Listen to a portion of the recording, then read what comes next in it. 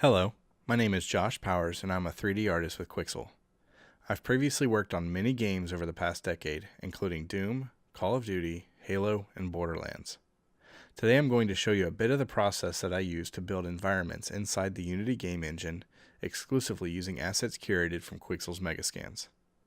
If you're not familiar, Megascans is the world's largest library of PBR scanned surfaces, vegetation, 3D assets, and more, and used in most major games and films of today. You may already know of Megascans, as the Unity team used it extensively to create the environments for Book of the Dead and Atom. Together, Quixel and Unity have since been working hard to make this massive library of assets available to the Unity community, and to help empower small development teams to create games and experiences with the same high-quality graphics and tools that the major game and film studios use. In this tutorial, we'll go over how to quickly build scenes using Megascans asset packs, how to use Megascans Bridge to access the entire online library and import straight into Unity, and Quixel Mixer to create awesome custom surfaces to further detail your scenes. And on that note, let's dive right in. Okay, so I'm going to go ahead and start off with the ground. Instead of using a terrain object, I'm using ground assembly meshes that come with the pack. And I'm just duplicating them around right now to get a base layout for this little corner I'm making. By rotating them and carefully scaling them at times, I'm able to get a lot of mileage out of this one mesh without it feeling too repetitive. Obviously, for this example, I'm worrying less about poly count as I'm building a more high-end scene similar to how the environments were built in Unity's Atom. But Megascan assets all come with heavily optimized LODs so that you can easily get great performance when creating your game. Now I'm starting to work with some of the rocks, and in this pack I have several assets to choose from. I look at these a little bit like Lego pieces, and I have different shapes and sizes that I can use in several different ways to build up my scene. Again, like I was doing with the ground assemblies, I'm able to get a lot of use out of each mesh just by how I position and scale it.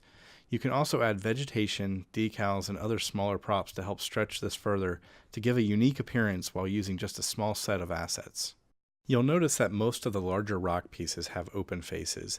This can limit their use to some extent, but there are ways we can compensate for that by strategically positioning them or using other assets to conceal those open faces. While you need to be mindful of texel density when scaling the meshes, you do have a little bit of give here for the sake of variety, and don't be afraid to scale on one axis if you think it'll look good. As long as you keep the scales reasonable, you shouldn't have any problems.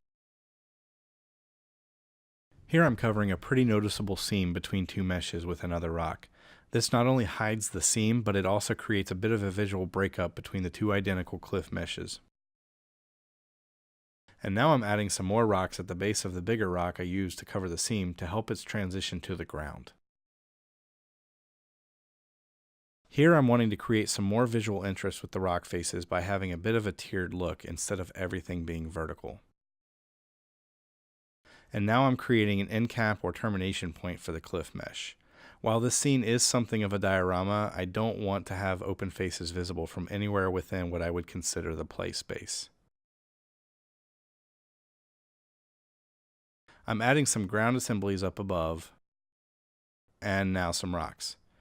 Even though I wouldn't envision the player being able to get up there, it does add some verticality to the scene and helps avoid making the scene just feel like a bowl. Again, just rotating and scaling the assets and combining them with others will give them a different look.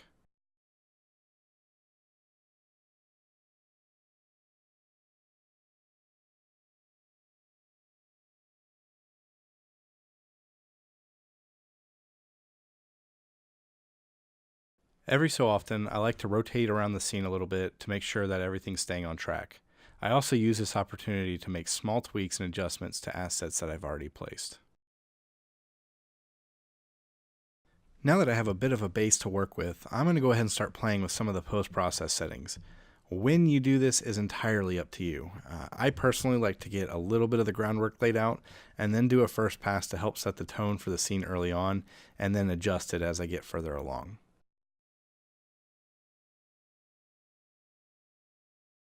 Now I'm just playing with some of the directional light settings in the scene. I'm giving it a more dramatic angle, adjusting the temperature for a warmer look, and increasing the intensity.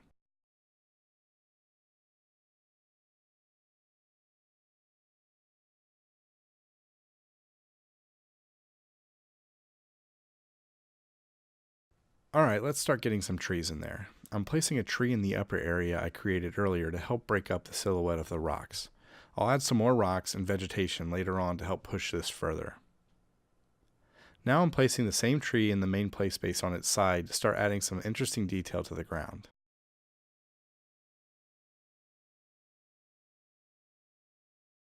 As I place a couple of standing trees, I'm moving them around and adjusting the scale and rotation to try and find a placement that I'm happy with.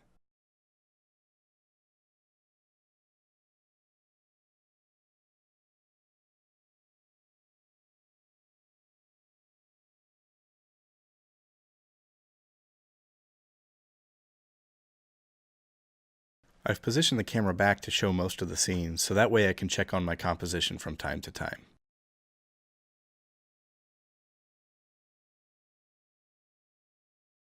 After moving the tree on the ground, I feel like I have a pretty nice balance of the trees placed in this scene.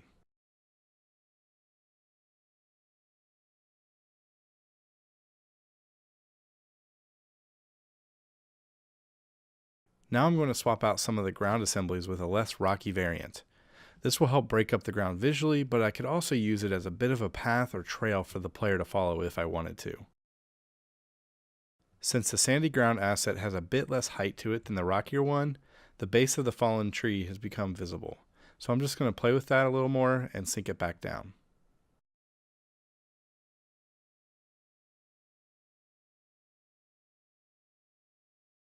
Like before, I'm just duplicating and rotating to keep things from looking too repetitive.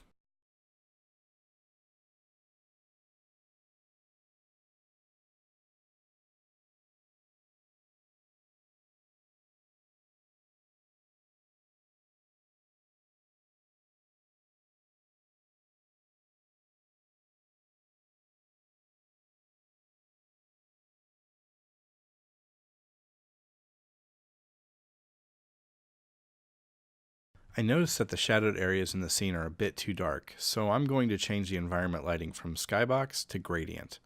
This will allow me to have a little more control on the ambient lighting.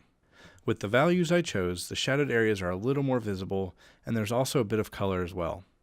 Now, if I was creating this for a game or a similar project, I would probably use an HDR sky for both the skybox and the environment lighting. But for the purposes of this tutorial, we're using the standard gradient sky with Unity. Now I'm going to further break up the ground by adding some more of the volcanic rocks around. One of the cool things about using the ground assemblies is the unevenness in the geometry. This allows you to get some nice looking shapes in the rocks as you raise or lower them into the ground.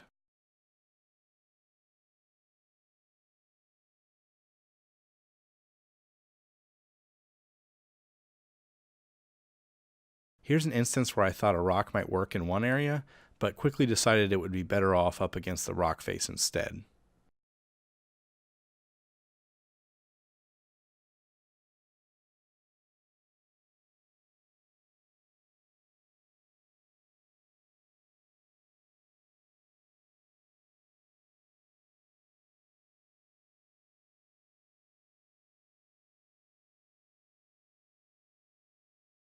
Iteration is key. Sometimes you're going to be happy with how something looks on the first pass, and other times you won't.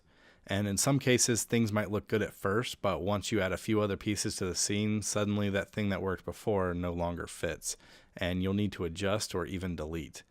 And the same is true for the inverse, where something might feel out of place until the level's further along, and then it just works. So try to stay flexible as you flesh out the level. Once you're happy with the overall layout, look, and composition, then begin adding the smaller details that will really start bringing the scene to life.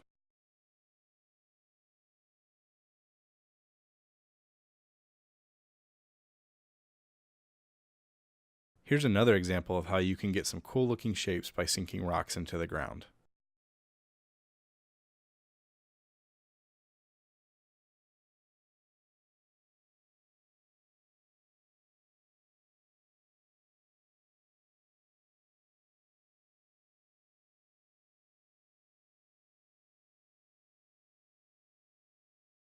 Here I'm using a 3D mesh painter to lay down some smaller rocks in various places around the scene. There are several different mesh painters available on the asset store, and in my opinion, they're worth every penny. This kind of tool will save you a lot of time when working in outdoor environments, They'll also give you a greater sense of randomness to the placement of your assets as opposed to putting everything down by hand. Most of the time this works out great and I won't need to tweak anything. However, I'm not always happy with the end results and I will make adjustments as I see fit. Most of the time I leave these things for more of the polishing phase, but sometimes I will make those adjustments as I'm painting so that I can continue to paint with those changes already made.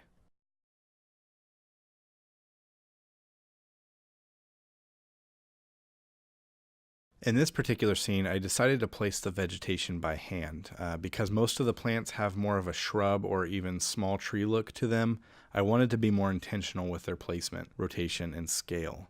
However, this is just a small corner of a level, which gives me the flexibility to do this.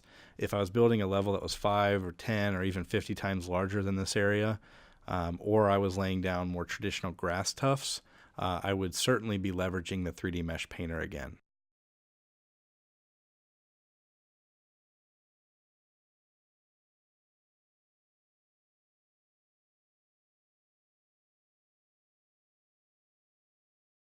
Now I'm using a different plant that has similar characteristics as the other, but is different enough to cause a bit of contrast between the two.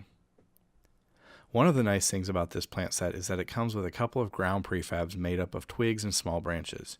This is a really quick way to add complexity around the base of trees and other vegetation.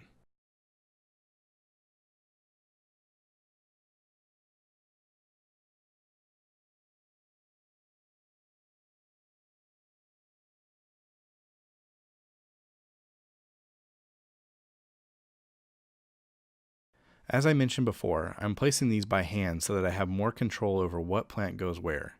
Using some of the taller, more slender plants back in between some of these rocks is a nice way to soften the transition from the ground to the rock face. With all the dead trees around, it would make sense to see a lot of branches lying on the ground as well, so it's time to start dropping some of those into the scene. While it's impossible to avoid completely, I try to make sure that things like branches, twigs, and vegetation aren't clipping through the rocks or other branches. It can be a bit tedious to rotate and move each one several times until it looks just right, but the attention to detail will pay off in the end.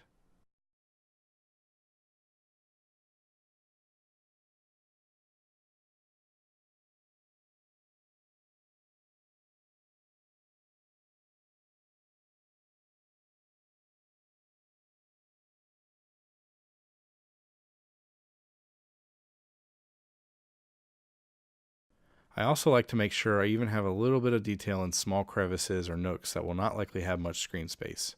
Placing a stick or a few plants in little areas like this doesn't take a lot of time, but it can add a lot to the overall believability of the scene.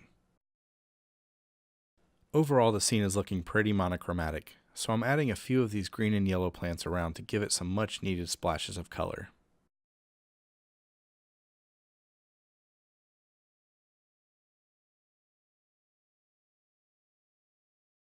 Up to this point, I've been building the scene in layers, starting with the ground, then the rocks, then trees and plants.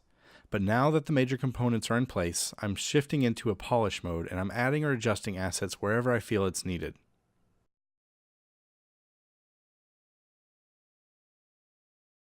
And that's pretty much it. I was able to create this very detailed environment extremely quickly using only the Megascans assets. And the same principles apply no matter which assets you're using. Here you can see me working with the Valley Asset Pack, utilizing the terrain tools in Unity to sculpt and paint the ground around the 3D scans.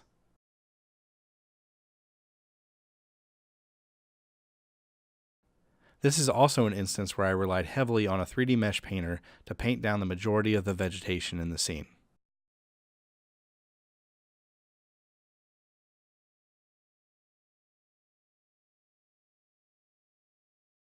And here's another example using the Wasteland Asset Pack.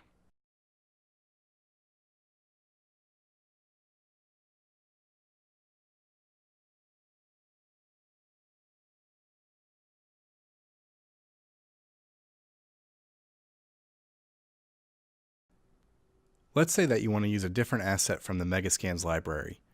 We can easily achieve this by using Megascans Bridge.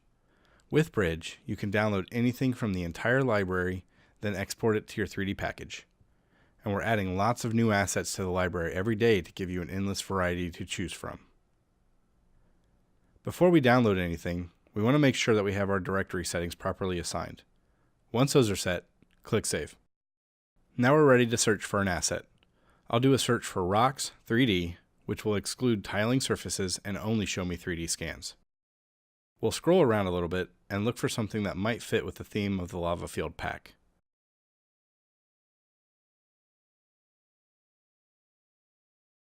Here we go. This one might work. When you click on an asset, you'll not only see information such as scale and whether it's an open or closed mesh, but you'll also be able to change the download settings. You can change the resolution, amount of LODs, source files, and the texture outputs. I'm going to leave everything as they are. Now we can download. Now that the download's complete, we will export.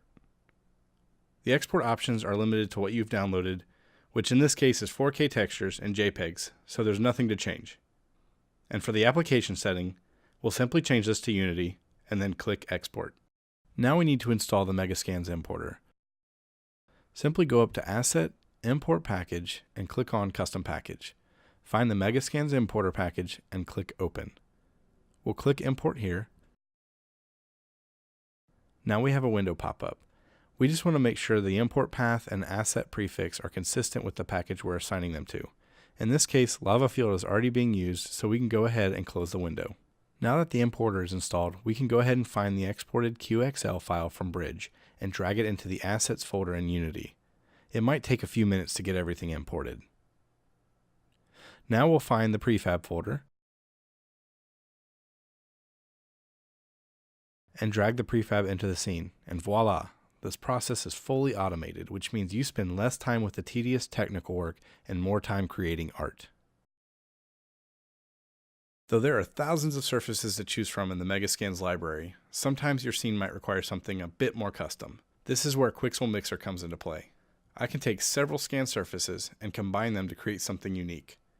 Mixer is very simple to use, and you can quickly get some incredible results just by playing with some of the blending sliders on the side. However, if you want to be able to fine-tune things a bit more, you can control the blending by masking it by hand.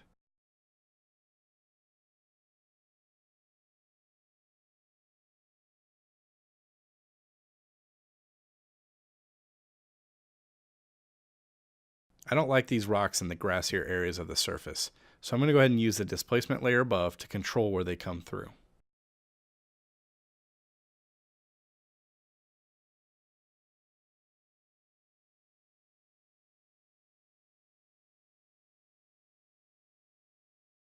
Now I'm adding another mud surface to further break up the materials. And then I'll make a quick adjustment to the albedo color to match the color of the dirt in the other surfaces. After a few more minutes of adjusting and painting, I have a material I'm pretty happy with, so we're ready to export to the library. From there, you'd follow the same steps as before. Export the surface from Bridge, then drag the generated QXL file into Unity, and your surface will be ready for use. I hope this tutorial has been helpful to you.